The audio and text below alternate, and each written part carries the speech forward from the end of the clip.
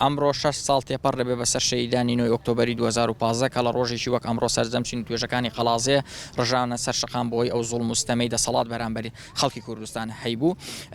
ئاراسی خۆپیشاندانەکان گۆڕا بەرە و بارگای لایەنە سیاسیەکان لە دەست پێکدا خۆپیشاندەران ڕۆیان کردە بارگای پارتی لە قەڵازێ، بەڵام چەکدارانی پارتی وەک پیشەی هەمیشەیان بەگوول لە وەڵامی داواکارەکانی خەڵکیان داوە لە ئەنجامی ئەمەدا 3 شەید و 50 برینداری لێکەوتەوە.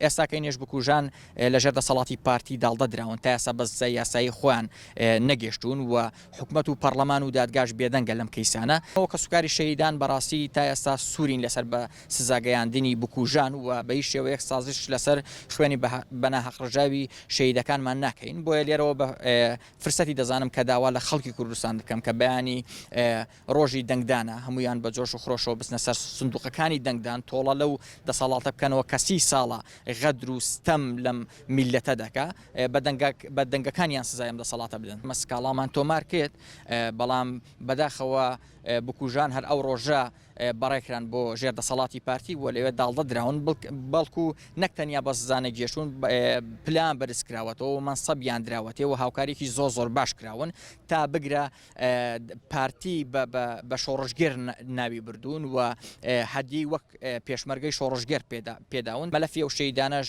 لە دادگاکان بەڕاستی خۆڵیان لەسەر نیشتووە، هیچ بەرەو پێشچوونێکی بەخۆیەوە نەبینیوە، تا ئێستا هیچ ئەنجامێک لە ڕووی یاسا و دادگاوە نییە. یەکێک لەو شەیدانە دیارە برای من بوو، محەممەد ڕەسوڵ تەمەنی 17 ساڵ بوو و بەهۆی زروف و باری خراپی دارایی نەیتوانی خوێندن تەواو بکە، ماوەیەک دەستی لە خوێندن هەڵگرت، خۆی دابوو بە کاسبی خەریکی ئیشکردن بوو بۆ پەیداکردنی بژێوی ژیانی خۆی تا لە 2 ساڵ پێش ئەوەی کە شەید ببێ دەستی داوە بە خوێندن لەگەڵ خوێندنەکە کاسبی دەکرد.